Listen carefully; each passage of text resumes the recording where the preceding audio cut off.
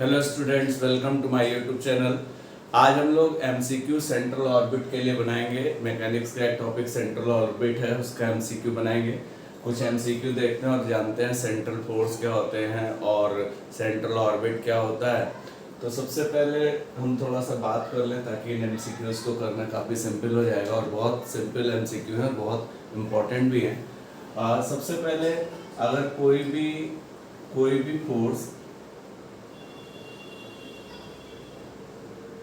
यहाँ पे देखिए ये कोई एक कर्व है r बराबर एफ थीटा पोलर कोऑर्डिनेट का, और कोई पार्टिकल यहाँ P पॉइंट पे अगर कोई पार्टिकल है, तो सबसे पहले a force which is always directed toward a fix point, इस फिक्स पॉइंट की तरफ अगर कोई फोर्स डायरेक्टेड होता है इस फिक्स पॉइंट की तरफ, तो ये फोर्स सेंट्रल फोर्स कहलाता है। तो सबसे पहली बात तो ये होती है a force which is always directed towards a fixed point, a force which is, और fixed point क्या है, O है, a force which is always directed towards a fixed point, directed toward a fixed point is called central force। थोड़ा बताते हुए चल रहे हैं ताकि क्वेश्चन सारे कर पाए और कैसे है वो भी पता चल जाए। Is called central force. और कोई भी अगर पाथ डिस्क्राइब किया जाए, कोई भी पाथ डिस्क्राइब किया जाए, any path which is describe, any path which is describe, कोई भी पाथ अगर डिस्क्राइब किया जाए, any path which is describe, और पाथ जो डिस्क्राइब होगा by a particle, a path which is described by the particle under the action of central force, और central force की डेफिनेशन बता दी, कोई भी फोर्स जो directed toward a fix point हो सेंट्रल फोर्स कहलाता है। और कोई भी पाथ मतलब आर और थीटा के टर्म में, ये थीटा है, और by a particle under the action of central force, तो जो भी पाथ होगा r और थीटा में is called central orbit, is called central orbit। ये जो होगा सेंट्रल ऑर्बिट होगा। तो ये तो हमारा रेडियस वेक्टर होता है, यहाँ से यहाँ तक की डिस्टेंस, ये रेडियस वेक्टर होती है हमारी, OPR है। तो इस पॉइंट के कोऑर्डिनेट r, थीटा होते हैं। अब थोड़ा इसी में आप चीज़ों को देखें तो ध्यान हो जाए, उससे कर पाएंगे। तो यहाँ पे तो फोर्स में जो है एक्सेलरेशन जो होगा, चूँकि रेडियस वेक्टर के अलॉन्ग ही हमारे पास चाहिए, और तो यहाँ पे रेडियल एक्सेलरेशन लगेगा, तो मतलब 1 upon radial acceleration r double dot, मैंने बताया था r डबल डॉट का मतलब d2r upon dt2 minus r theta dot का स्क्वायर, यहाँ पे ये लगेगा r double dot minus r theta dot का स्क्वायर, ये रेडियल एक्सेलरेशन है, या d2r upon dt2 minus r d theta by dt का whole square is equals to minus का p कर दिया है, माइनस का p जहाँ पे एक्सेलरेशन को आपका रिप्रेजेंट कर रहा है माइनस, इसलिए क्योंकि टुवर्ड्स फिक्स पॉइंट, और अवे होता तो हमारे पास प्लस p होता, p जहाँ पे एक्सेलरेशन को रिप्रेजेंट कर रहा है। एक बात और इम्पोर्टेंट है कि यहाँ पे माइनस इसलिए कर रहे हैं क्योंकि टुवर्ड्स o की वजह से माइनस कर रहे हैं, और सिर्फ इसी के अलॉन्ग चाहिए, इधर नहीं चाहिए। तो ट्रांसवर्स एक्सेलरेशन जो हो जाएगा 1 upon r d dt r square theta dot d theta by dt, ये ट्रांसवर्स एक्सेलरेशन है। तो सेंट्रल ऑर्बिट में ट्रांसवर्स एक्सेलरेशन 0 होता है, क्योंकि हमें टुवर्ड्स फिक्स पॉइंट चाहिए, तो फिक्स पॉइंट के ही अलॉन्ग हमें लेना है, तो ट्रांसवर्स हमारे पास नहीं होगा फिर वो पास सेंट्रल ऑर्बिट नहीं कहलाता है कि टुवर्ड्स फिक्स पॉइंट हमारे पास है सेंट्रल फोर्स के अलॉन्ग जो होता है, और सेंट्रल फोर्स फिक्स पॉइंट के अलॉन्ग होता है। तो इसलिए सिर्फ रेडियल एक्सेलरेशन माइनस इसलिए क्योंकि इधर है, और अवे अगर होता तो प्लस भी होता, लेकिन इस टुवर्ड्स ओ की वजह से यहाँ पे माइनस होगा, और ट्रांसवर्स एक्सेलरेशन 0 होगा। ये तो अब यहाँ पे एक इक्वेशन तो हमारे पास ये बन गई, ये एक ये बन गई, एक ये बन गई, और यहाँ पे अगर इसको देखें तो ये ट्रांसवर्स एक्सेलरेशन है, ये 0 होता है सेंट्रल ऑर्बिट में। तो देखिए एक क्वेश्चन तो यही है 1/r d dt r square d theta by D T, इसको थीटा डॉट भी लिख सकते हैं, this is called transverse acceleration central orbit में। और रेडियल एक्सेलरेशन होता है माइनस p होता है, क्योंकि टुवर्ड्स फिक्स पॉइंट है, तो इसकी वैल्यू कितनी होगी, तो इसकी वैल्यू हमारी 0 होगी। तो पहला पार्ट तो हमारे पास ये हो गया कि इसकी वैल्यू जो होगी वो 0 के इक्वल होगी। अब यहाँ पे कह रहा है according to differential equation of central orbit, ये differential equation of central orbit है, इसकी वैल्यू किसके बराबर होती है, उसको भी जरा देख सकते हैं हम लोग। यहाँ पे थोड़ा सा और देखें फ्रॉम सेकेंड वाली इक्वेशन को अगर देखें तो यहाँ पे 1/r into D D T R square D theta by D T, और ये वैल्यू 0 के इक्वल है, तो ये तो 1/r 0 होगा नहीं, मतलब D D T R square D theta by D T is equals to 0 हो जाएगा। और इसको इंटीग्रेट किया, इंटीग्रेट करने के बाद R square D theta by D T, और इधर इंटीग्रेट करने के बाद एच आ गया, मतलब इसको एच यहाँ पे कांस्टेंट है, एच कांस्टेंट है, और यहाँ पे आर स्क्वायर, या इसको ऐसे भी लिख सकते हैं theta dot is equals to H, ये R square theta dot is equals to H, ठीक है। तो कभी कभी अक्सर ये भी आता है कि R square D theta by D T की वैल्यू क्या होगी, तो इसको एच टिक करेंगे, या R square theta dot H tick करेंगे। तो यहाँ पे जो ये इक्वेशन होती है यू जो होता है, यू क्या होता है वो जरा सुने, यू जो होता है वो 1/r होता है, ये जो r है u जो होता है वो 1/r होता है। सबसे इम्पोर्टेंट बात ये है कि ये 1/r होता है। तो ये कुछ पार्ट्स हैं, तो आप लोग ध्यान रखेंगे, एक चीज़ तो ये ध्यान रखेंगे। दूसरी बात ये u plus D T upon D theta to की वैल्यू जो होती है पी एक्सेलरेशन है, p upon H square you square ये होती है। तो ये पार्ट जो है u plus D T upon D theta to P upon H square you square होता है, बहुत आसानी से हम लोग इसको सॉल्व भी कर सकते हैं। r double dot minus r theta dot का square is equals to minus p, ये, और ट्रांसवर्स एक्सेलरेशन कंपोनेंट जो होता है वो 0 होता है। और यहाँ पे बस u की वैल्यू आप ये याद रखो 1/r होता है, फिर आप d r by D t निकालो, d two r upon d t two निकालो, और r square D theta by D t h है, उससे d theta by D t उठा के पुट करो, तो ये value p upon H square you square हो जाती है, जहाँ पे u की वैल्यू 1/r होती है। तो सेकंड का ये ऑप्शन सही है, p अपॉन एच स्क्वायर, यहाँ पे u, तो p upon H square you square होता है। तो ये हमारे पास थर्ड क्वेश्चन जो pedal equation of central orbit, pedal equation एक स्मॉल p और r के टर्म में होती है पीडल इक्वेशन। ये जैसे हमारे पास यहाँ पे थोड़ा सा समझ लें, पीडल इक्वेशन होता क्या है, यहाँ ये O है, ये फिक्स है, यहाँ से यहाँ तक ये परपेंडिकुलर डिस्टेंस ये स्मॉल p है, और यहाँ से ये कैपिटल P है, इसके कोऑर्डिनेट r, थीटा है, ये डिस्टेंस r है, ये थीटा है। ये P और R के बीच में जो रिजल्ट होता है उसको पीडल रिलेशन कहते हैं। और वहाँ पे जो डिफरेंशियल इक्वेशन सेंट्रल ऑर्बिट का होता है, कैपिटल P जो कि एक्सेलरेशन को रिप्रेजेंट कर रहा है, h square upon p cube small p cube into dp by dr, ये हमारे पास पीडल इक्वेशन सेंट्रल ऑर्बिट की होती है। p बराबर h square upon p cube into dp by dr, ये भी बहुत इजीली प्रूव की जा सकती है। तो इसलिए थर्ड का एक पार्ट सही है। R square D theta by D T, velocity क्या कहलाती है, वेलोसिटी तो नहीं कहलाएगी, वो तो v होती है D S by D T, angular velocity D theta by D T होती है, या टेंजेंट कलम D psi by D T होती है, ये that is called areal velocity, इसे हम एरियल वेलोसिटी कहते हैं। R square D theta by D T is called areal velocity. At an apse the angle phi, apse क्या होता है, ये एंगल फाई है, this is called angle between radius vector और टेंजेंट। ये टेंजेंट, ये P पॉइंट पे कोई टेंजेंट ड्रॉ किया गया और ये रेडियस वेक्टर, इसके बीच का एंगल फाई है। किसी भी पॉइंट, कोई पॉइंट एप्स कहलाता है जब ये जो एंगल फाई हो जाता है, ये π/2 90 हो जाता है, तो पॉइंट एप्स कहलाता है।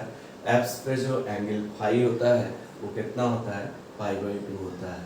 तो एट एन एप्स यहाँ पे ये कह सकते हैं कि एप्स के केस में जो फाई होता है वो π/2 होता है।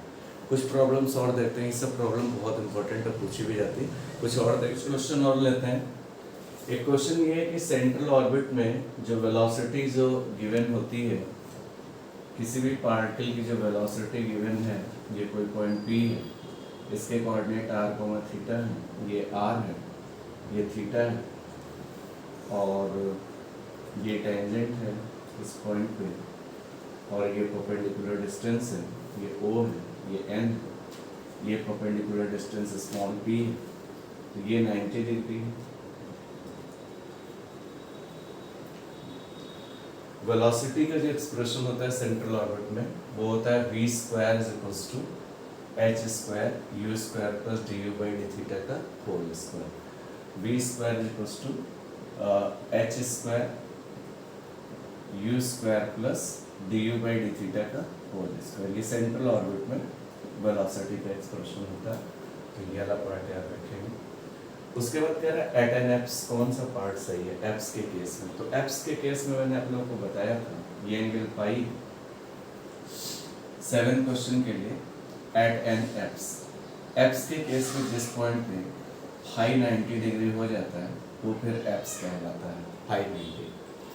अच्छा, इस वाले जरा ट्रायंगल में आ जाएंगे, हाई 90 हो जाता है और थीटा 0 डिग्री हो जाता है एप्स के केस में, थीटा 0 डिग्री और फाई 90, ये दो रिजल्ट ये याद रखेंगे। इस वाले ट्रायंगल में अगर साइन फाई लगाएं तो साइन फाई क्या होगा, P अपॉन R, तो P is equal to R sine phi. कुछ और MCQs जिसमें बन रहे हैं उस उन पार्ट्स को आप याद रखिए। तो एप्स के केस में फाई कितना 90 डिग्री, फाई 90, तो P बराबर कितना R साइन 90, R साइन 90, मतलब P इज इक्वल टू कितना R। तो आपको एक बात और बच्चों बताएं कि अगर एप्स के केस में P इज इक्वल टू क्या होगा, R2 R3 R4 R, तो P और R आपस में बराबर हो जाते हैं। तो एक पार्ट ऐसा भी MCQ बन सकता है कि एप्स के केस में P किसके बराबर होता है, तो R के बराबर, फाई 90 थीटा 0। अब कह रहा है dr बाई डी थीटा। अब देखिए dr बाई डी थीटा, तो R तो P है। अब यहाँ से अगर आप dr बाई डी थीटा निकालते हैं तो थीटा का टर्म ही नहीं, P कांस्टेंट है, तो dr बाई डी थीटा 0 हो गया। ठीक, तो dr बाई डी थीटा ये भी 0 हो गया। अच्छा, u क्या होता है, u is equal to 1 by r होता है, तो r तो p है, तो r p है, तो u is equal to 1 by p, ये तो डिस्टेंस है, तो du बाई डी थीटा भी कितना हो जाएगा, ये भी 0 हो जाएगा। तो आप लोग ये भी याद रखो कि dr by d theta 0, du by d theta 0, तो दो होता है बहुत बड़ा। तो क्या क्या बातें याद रखिए, इस टाइप के MCQ बहुत होंगे कि एप्स के केस में फाई 90 डिग्री, थीटा कितने डिग्री 0 डिग्री, और P किसके बराबर R के बराबर एप्स के केस में, dr बाई डी थीटा किसके बराबर 0 के, और du बाई डी थीटा भी किसके बराबर 0 के। तो ये सारी बातें याद रखेंगे। चलिए 7th हो गया इस तरह से। अब जरा 8th क्वेश्चन पे आ जाए कि पार्टिकल डिस्क्राइब है पैराबोला। कोई पार्टिकल पैराबोला में, पैराबोला के फॉर्म में डिस्क्राइब है उसके अलावा पैराबोला का जो पीडल इक्वेशन होता है वो P square is equal to AR होता है। हमें लॉ ऑफ फोर्स बताना है, कैपिटल P बताना है कि किसके इनवर्सली प्रोपोर्शनल होगा। अच्छा, कैपिटल P की P स्क्वायर बराबर AR है, तो इसको अगर हम डिफरेंशिएट करें विद रिस्पेक्ट टू R, ये हम 8th क्वेश्चन कर रहे हैं, इसको R के रिस्पेक्ट में डिफरेंशिएट करें तो इसका तो आएगा 2P, और P का जब करेंगे तो dP बाई dr हो जाएगा, AR का 1। तो यहाँ से dP बाई dr की जो वैल्यू आ गई वो A अपॉन 2P आ गई। कैपिटल P बराबर पीडल इक्वेशन हमने बताया, पीडल इक्वेशन जो बताया सेंट्रल ऑर्बिट का, capital P is equal to h square upon p cube into dP by dr, हमारे पास ये इतना है। अब यहाँ पे क्या है, h square upon p cube, p square AR है, p स्क्वायर AR है, तो p कितना रहा, a की पावर हाफ इंटू R की पावर, ये p की वैल्यू रखी, तो यहाँ पे रखा a की पावर हाफ इंटू R की पावर हाफ का होल क्यूब, और dP बाई dr जो है वो a अपॉन 2p है, a अपॉन 2p। तो यहाँ पे कितना आया, ah स्क्वायर, तो ये आया, और दिस इज a की power 3/2 and that is R की पावर 3/2 इंटू 2 इंटू p की जगह a की पावर हाफ इंटू R की पावर हाफ, तो ये रहा। अब यहाँ पे क्या है, ah स्क्वायर, तो ये रहा ah स्क्वायर, ये रहा 2 times ah square 2 times 3/2 1/2 4/2 a square आ गया, 3/2 और 1/2 4/2 तो r स्क्वायर आ गया, ah square upon 2a square r square आ गया। तो p is equal to ah square upon 2a square r square आ गया। s तो कांस्टेंट ही था, r square d theta by dt h होता है, कांस्टेंट है। ah square upon 2a square constant हो गया, तो p inversely proportional 1 upon r square हो गया। तो पैराबोला के केस में जो p होता है वो inversely proportional 1 upon r square होता है, इसी को हम लोग लॉग फोर्स बोलते हैं। तो p inversely proportional 1 upon r square ये पैराबोला का पीडल इक्वेशन है। पीडल इक्वेशन एक ऐसा इक्वेशन होता है जो p और r में होता है। तो इसका डी ऑप्शन सही है।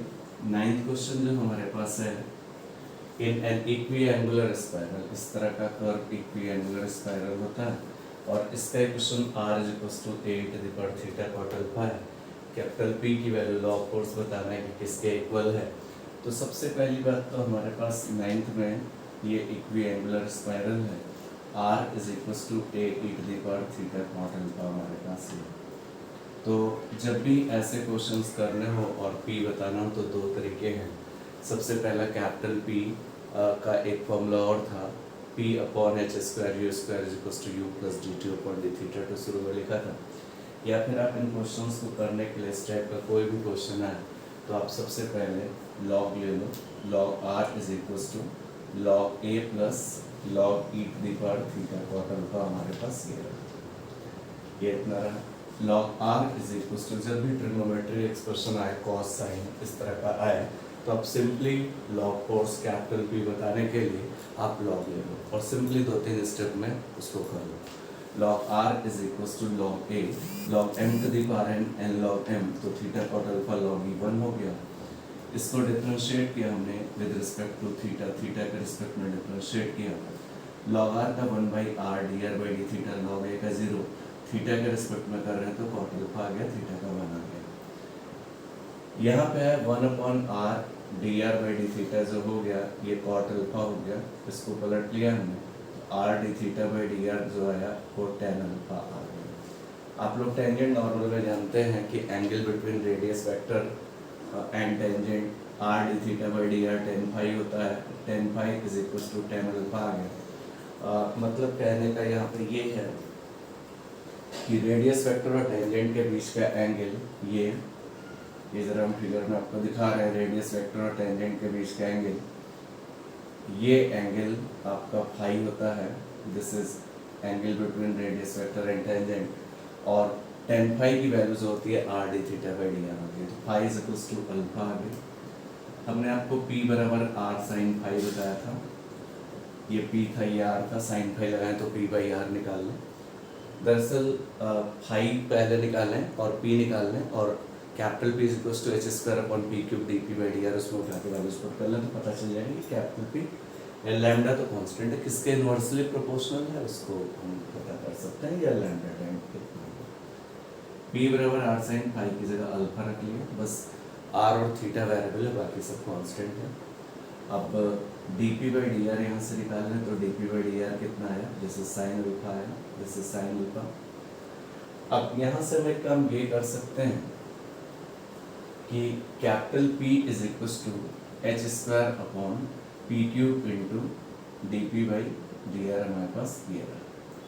तो h square upon P cube किया r cube into sine cube alpha, और d P by D r जो रहा साइन अल्फा रहा, ये इतना रहा। तो h square upon are cube ये हमने बताया था कैपिटल P, ये पीडल इक्वेशन है सेंट्रल ऑर्बिट के लिए, H square upon are cube into sine square alpha. तो यहाँ पे H square upon sine square alpha तो पूरा कांस्टेंट है, तो हमने क्या किया, let H square upon sine square alpha को हमने लैम्डा मान लिया।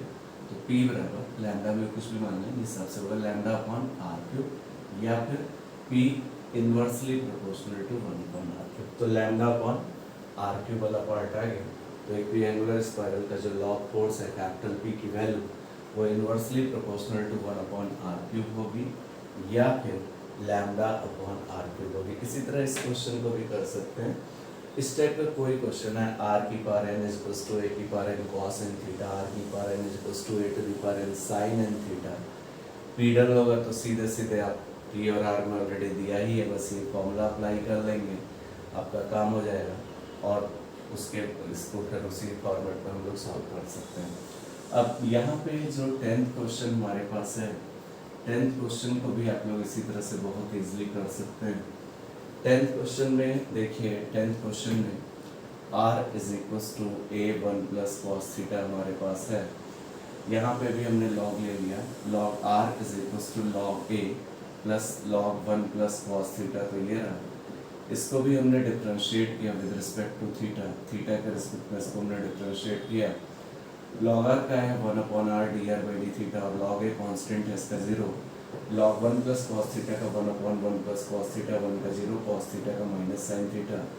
इसका रेसिप्रोकल कर लिया, r d theta by D R is equal to minus 1 plus cos theta upon sine theta, तो ये रहा। r d theta by D R हमारा 10 पाई होता है, तो यहाँ पे minus 1 plus 2 cos square theta by 2 minus 1 upon sine theta को 2 sine theta by 2 into cos theta by 2 लिख सकते हैं। इससे माइनस 1 से 1 कटा, तो 10 पाई इज इक्वल टू 2 से 2 कटा, एक कॉस से कॉस कटा, minus cot pi theta by 2 आ गया। 10 पाई इज इक्वल टू इसको हम लोग 1090 प्लस थीटा बाई 2 लिख सकते हैं, because 1090 plus theta cot theta होता है, तो phi is equal to pi by 2 plus theta by 2 आ गया। ये angle between radius vector and tangent है। P बराबर क्या होता है, P is equal to r sine phi होता है, अभी निकाला था। P is equal to r sine phi की जगह 90 plus theta by 2, sine 90 plus theta cos theta होता है, तो P is equal to r cos theta by 2। लेकिन हमें P और R में चाहिए, तभी capital P is equal to h square upon p cube dp by D निकालेंगे। अब using r is equal to a1 plus cos theta हमारे पास ये इतना है, और इसको हम चाहें इसको हम 1 दे दें, r is equal to a1 plus cos theta को 2 cos square theta by 2 minus 1 कर सकते हैं, इससे कैंसिल, तो r upon 2a is equal to cos square theta by 2 आएगा। कॉस थीटा बाई 2 जो आया that is under root r by 2 है, तो ये आएगा। यहाँ पे कॉस थीटा बाई 2 की वैल्यू रख लें, p is equal to r into under root r by 2 है, ये रहा। p is equal to r की पावर 3 बाई 2, 1 बाई 2 और 1 3 बाई 2 अपॉन रूट 2 है, तो ये रहा। p की वैल्यू इतनी है। अब हम यहाँ पे dp बाई डी आर निकाल लें, dp बाई डी आर निकाला, तो dp बाई डी आर जब मैंने निकाला तो दैट इज 3 बाई 2 r की power 3 by 2 minus 1 1 by 2 upon root 2 है। अब capital P is equal to H square upon P cube into dp by D R हमारे पास ये था। यहाँ पे अब हम वैल्यूज पुट कर रहे हैं जरा, H square upon P cube जब हमने यहाँ पे रखा तो इसका क्यूब करेंगे तो r की power 9 by 2 upon root 2a का whole cube, dp by D R रखा 3 बाई 2, r की पावर 1 बाई 2 अपॉन रूट 2 में। बस p और r को छोड़ के, बाकी r को छोड़ के सब कांस्टेंट है, तो एच स्क्वायर रूट 2a का ये ऊपर चला गया, तो होल स्क्वायर इंटू 3 बाई 2 को पहले लिख लें, और r की पावर 8 बाई 2 हो गया, तो 4 आ गया, बाकी सब तो कांस्टेंट है, तो p inversely proportional 1 upon r to the power 4 हो गया। तो ये हमारे पास inversely proportional 1 upon r to the power 4 हो गया। इस तरह का शेप होता है क्वाड्रॉइड का, इस तरह का एक इस तरह का क्वाड्रॉइड होता है, और ऐसा भी शेप हमारा क्वाड्रॉइड होता है कि 1 प्लस कॉस थीटा और एक 1 माइनस कॉस थीटा। तो वैसे भी बच्चों आप लोग ये चीज़ ध्यान रखिए, तो इसका बी ऑप्शन सही है। तो वैसे भी आप लोग एक बात ये ध्यान रखो कि जब भी parabola ideal equation P square equals to A R होगी, पैराबोला तो आर स्क्वायर होगा, और इक्विएंगुलर स्पायरल तो क्यूब होगा, और आपका क्वाड्रॉइड होगा तो 4 होगा। क्वाड्रॉइड होगा 1 प्लस कॉस थीटा या 1 माइनस कॉस थीटा तो भी 4 होगा। इक्विएंगुलर स्पायरल होगा तो क्यूब होगा, और पैराबोला होगा तो आर स्क्वायर होगा। एक दो क्वेश्चन और लेते हैं। अब इस टाइप की प्रॉब्लम्स आप बहुत इजीली कर सकते हैं, थोड़ा सा ध्यान रखना। इसी टाइप की प्रॉब्लम्स पूछिए। कुछ क्वेश्चंस और हैं। एलिप्टिक ऑर्बिट टी बताना है, तो ये तो आप लोग पढ़े भी हैं कैपलर्स लॉ में, टी स्क्वायर 2 पाई अपन रूट में इंटू 8 दी पावर 3/2 होता है। तो इसका बी पार्ट सही है। इलिप्टिक ऑर्बिट में जो v स्क्वायर होता है वो mu into 2/r minus 1/a होता है, याद रखेंगे। हाइपरबोलिक ऑर्बिट में v square is equal to mu 2/r plus 1/a होता है और पैराबोलिक में v square is equal to 2μ/r होता है। पैराबोलिक ऑर्बिट में वेलोसिटी 2μ/r, हाइपरबोलिक ऑर्बिट में म्यू 2/r प्लस 1/a और इलिप्टिक ऑर्बिट में सबके अपने अपने प्रूव हैं, हो जाते हैं इजीली, लेकिन याद रखिए एमसीक्यू है। अब v square is equal to mu 2/r minus 1/2। तो ये सब रिजल्ट्स याद ही रखना है। लास्ट वाला क्वेश्चन थोड़ा अलग टाइप का है, उसको थोड़ा ध्यान दें। A particle describe a circle, 15th question. A particle describe a circle, ये कोई सर्किल है, इसके लॉन्ग पार्टिकल डिस्क्राइब होता है और पोल जो है इसका सरकमफेरेंस पे है, ये सरकमफेरेंस है और पोल इसका सरकमफेरेंस पे है।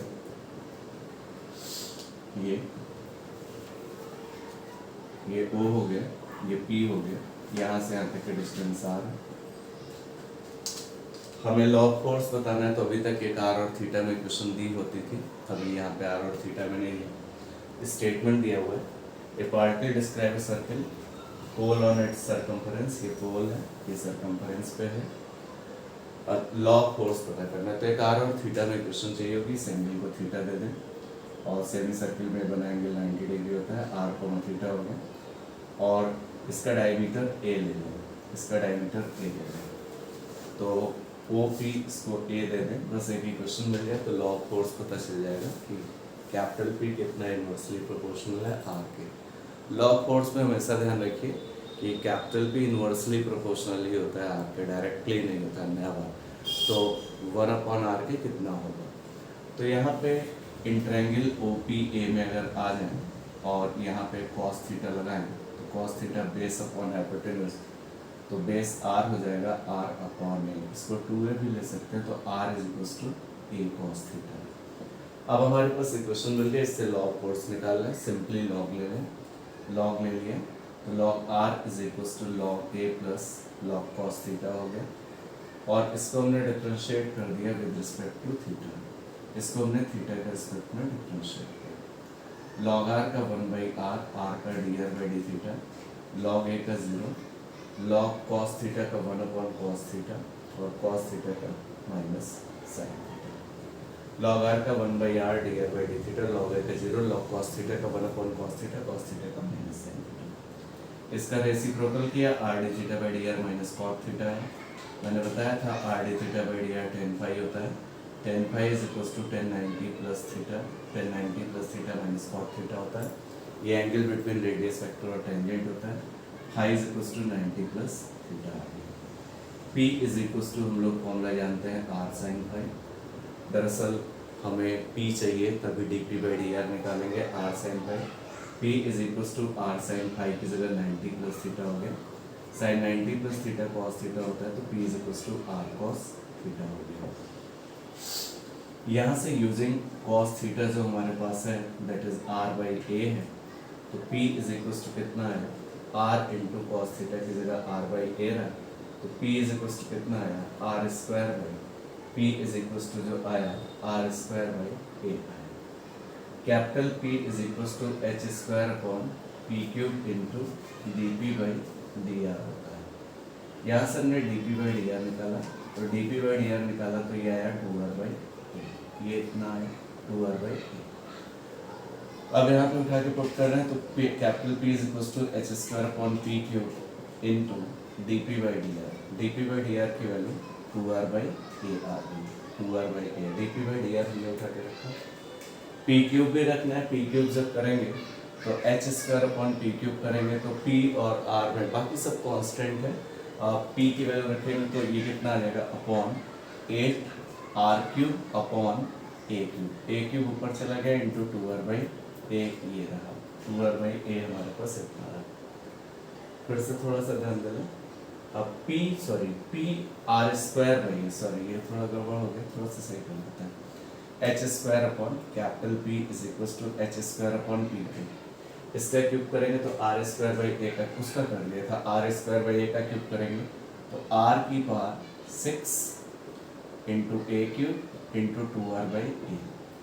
अब कितना आया, capital P is equal to 2a square, 2a square ये कटा, h स्क्वायर अपॉन r की पावर 5, सब तो कांस्टेंट ही है, तो P इनवर्सली प्रोपोर्शनल 1/r⁵ है। तो सर्किल के केस में बच्चों, सर्किल के केस में सर्किल पोल ऑन सरकमफेरेंस जब होगा तो P इनवर्सली प्रोपोर्शनल 1/r⁵ है। मैं उम्मीद करता हूँ इस टाइप की प्रॉब्लम सेंट्रल ऑर्बिट में हर एग्जाम में आती ही आती है और आप लोग बहुत ईजिली इस टाइप की प्रॉब्लम बिल्कुल आसानी से कर सकते हैं। अगर आपको मेरा वीडियो पसंद आया हो तो please like share and subscribe ज़रूर करें। Thank you for watching my video.